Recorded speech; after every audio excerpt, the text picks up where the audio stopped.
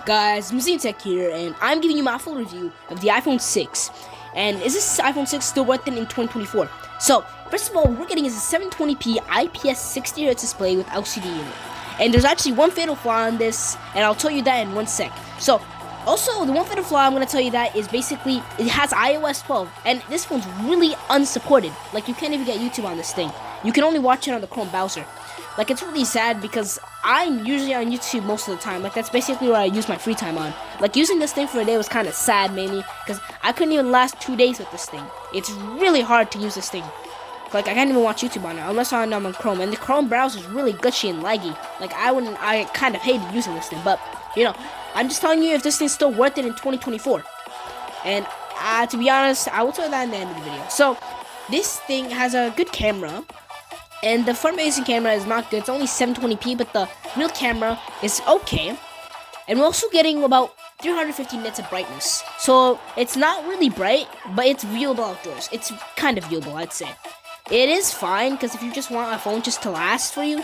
And also, this one comes with 1 gig of RAM. The 1 gig of RAM is not really good for, like, multitasking. It's just really laggy and glitchy. Like, I mean, if you're just having some light apps, like light games, it will last in the background for maybe like 5 minutes, but yeah, sarcasm there, it'll last for 1 minute, but just know, there's some Android phones that come with 4 gigs of RAM that don't even last a second in the background. So, that's something this phone can take in for like a flaw.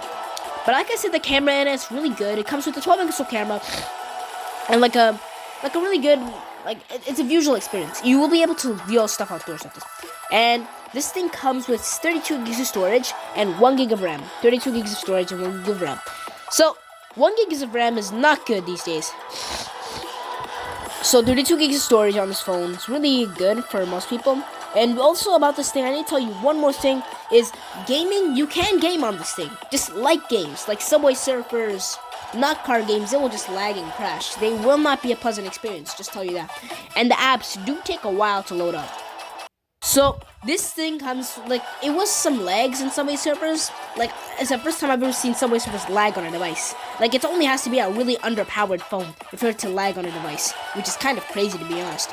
But, like I said, I played Subway Surfers on this thing. There were tiny little crashes. There were kind of some response rates on it.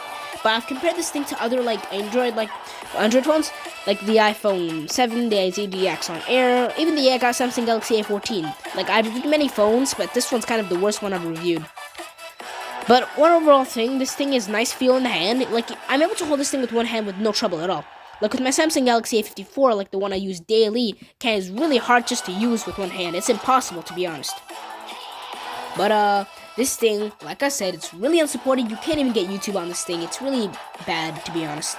So, yeah, you need iOS 14 at least to get YouTube. That's kind of sad. I'm talking about that really a lot, but also, we do get lightning charging with a headphone jack and an aluminum frame. So it's smooth. And also, I still could watch YouTube on the browser, but it would be really glitchy. Not the best. As you see there. But, you know, I mean, it's okay because this phone's only 30 bucks. I mean, this is what you get for 30 bucks on eBay. I mean, I'm not even complaining because I only paid 30 bucks for this thing.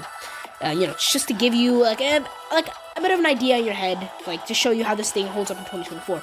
Like, to be honest, I would not recommend this for most of you in 2024. Like, this is, like, the bare minimum that it has. Like, the bare minimum of RAM is 4 gigs of RAM, and 32 gigs of storage is, like, not that good in 2024. Like, you can't even watch YouTube. Like, I would imagine, like, someone wants to actually just watch some YouTube shorts, they can't even. Like, TikTok, you can't. Snapchat, you can't. Instagram, you can't. Like, it's kind of stupid. You'd have to get, like, actual things for that, but it's fine, because this thing's 30 bucks, but I bet you can get 30 bucks Android phones for much better, and a much to do it. Like, and also the fingerprint sensor on this is really fast unlocking. To be honest, it's really good for most people, because you still get that fingerprint sensor, no Face ID, but it's fine, because I don't really care for Face ID, I don't really use it, I use fingerprint way more than Face ID, but like the phone I'm recording in right now is Samsung Galaxy A54.